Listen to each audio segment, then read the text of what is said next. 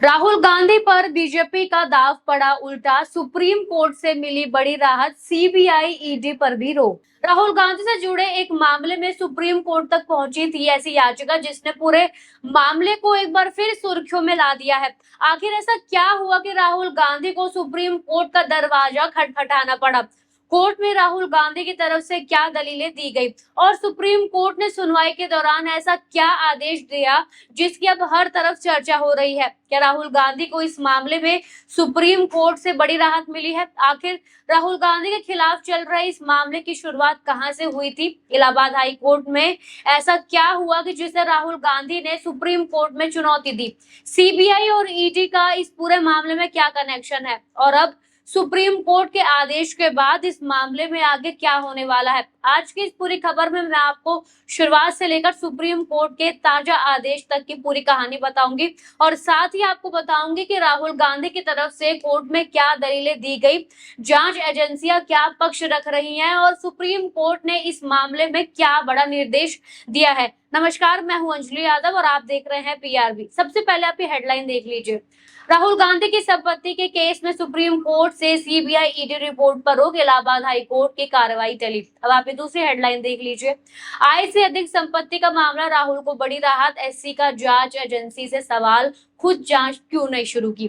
अब इन हेडलाइंस के बाद सीधे खबर की पूरी कहानी समझते हैं। कांग्रेस नेता और लोकसभा में नेता प्रतिपक्ष राहुल गांधी से जुड़े आय से अधिक संपत्ति के मामले में सुप्रीम कोर्ट से एक ऐसा बड़ा अपडेट सामने आया है। राहुल गांधी ने इस मामले में इलाहाबाद हाई कोर्ट की कार्रवाई को सुप्रीम कोर्ट में चुनौती दी थी। मामला उनकी कथित संपत्ति को लेकर लगाए गए आरोपों और उन आरोपों की जांच से जुड़ा हुआ है। अब सुप्रीम कोर्ट ने राहुल गांधी की याचिका पर सुनवाई की है और इसी सुनवाई के दौरान अदालत की तरफ से एक ऐसा आदेश आया है जिसके बाद इलाहाबाद हाई कोर्ट में चल रही इस मामले की कार्रवाई फिलहाल आगे नहीं बढ़ेगी। साथ ही सीबीआई और ईडी से जुड़ी कार्रवाई पर भी सुप्रीम कोर्ट का अंतरिम आदेश सामने आया है। लेकिन इस आदेश को समझने से पहले ये जानना जरूरी है कि आखिर पूरा मामला शुरू कहां से हुआ है।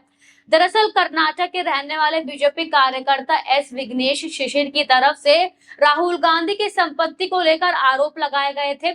शिकायत में आरोप लगाया गया कि राहुल गांधी की संपत्ति उनकी ज्ञात आय के स्रोत से मुकाबले ज्यादा हो सकती है और इस पूरे मामले की जांच की जानी चाहिए। इसी शिकायत के बाद मामला इलाहाबाद हाई कोर्ट पहुंचा। इसके बाद आरोप के सत्यापन और जांच से जुड़ी कानूनी प्रक्रिया आगे बढ़ाई गई। मामले में सीबीआई और ईडी का नाम भी सामने आया और जांच एजेंसियों की भूमिका को लेकर अदालत में कार्रवाई शुरू हुई। इलाहाबाद हाई कोर्ट की तरफ से मामले से जुड़ी जांच और रिपोर्ट को लेकर दिशा निर्देश दिए गए, लेकिन राहुल गांधी की तरफ से इस पूरी कार्रवाई को चुनौती दी गई।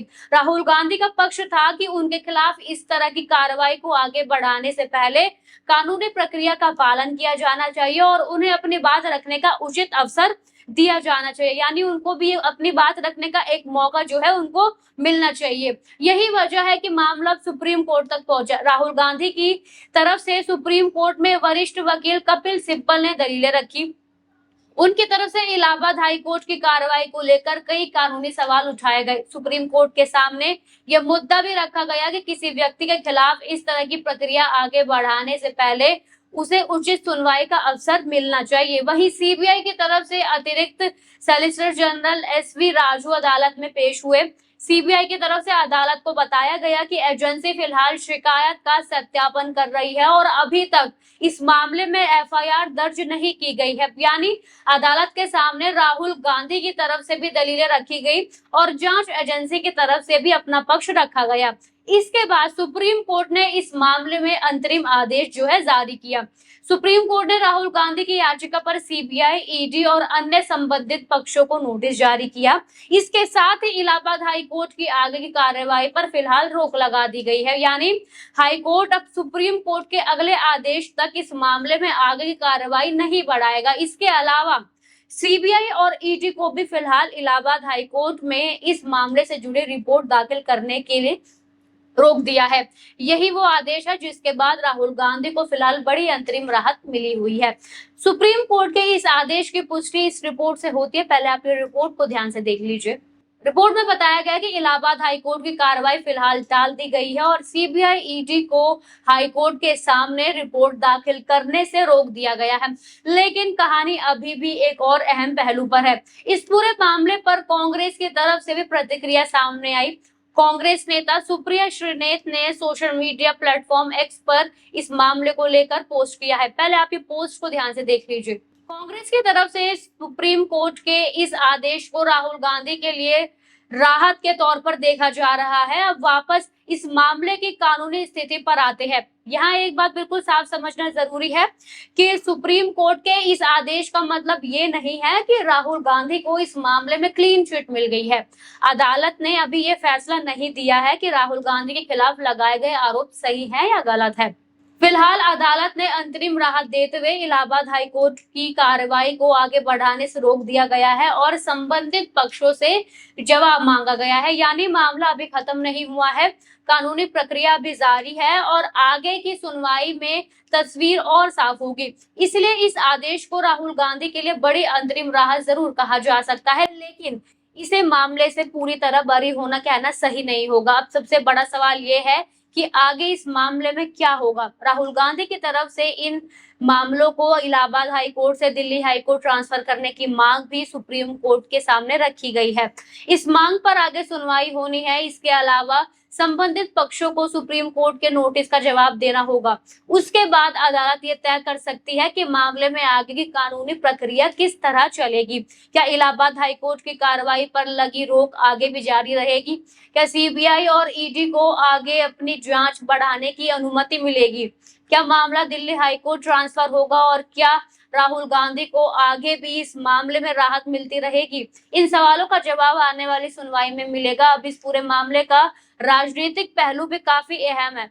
राहुल गांधी विपक्ष के नेता हैं और कांग्रेस सरकार तथा जांच एजेंसियों को लेकर विपक्ष लगातार सवाल उठाता रहा है, जबकि सरकार और जांच एजेंसियां ऐसे आरोपों को खारिज करती रही है। ऐसे में राहुल गांधी से जुड़े इस मामले में सुप्रीम कोर्ट का दखल राजनीतिक रूप से भी चर्चा का विषय बन सकता है, लेकिन इस वक्त सबसे महत्वपूर्ण अदालत का आदेश है और अदालत के आदेश के मुताबिक फिलहाल इलाहाबाद हाईकोर्ट की कार्रवाई आगे नहीं बढ़ेगी और सीबीआई ईडी को हाईकोर्ट के सामने रिपोर्ट दाखिल करने से रोक दिया गया है।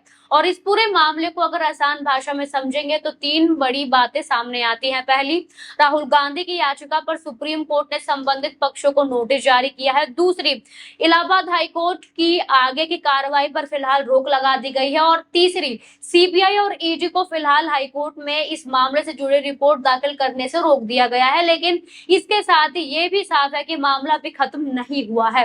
राहुल गांधी को क्लीन चिट नहीं मिली है। फिलहाल ये एक अंतरिम राहत है और आगे की सुनवाई के बाद ही तय होगा कि मामले की जांच और कानूनी प्रक्रिया किस दिशा में जाती है।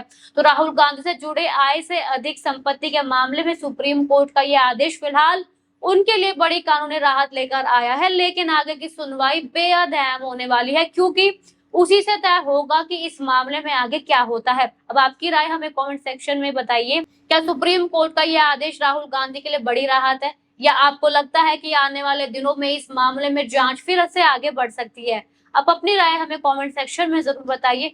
वीडियो पसंद आया हो तो लाइक कीजिए, शेयर कीजिए और ऐसे ही बड़ी राजनीतिक और कानूनी खबरों के लिए पीआरबी को फॉलो जरूर कर लीजिए।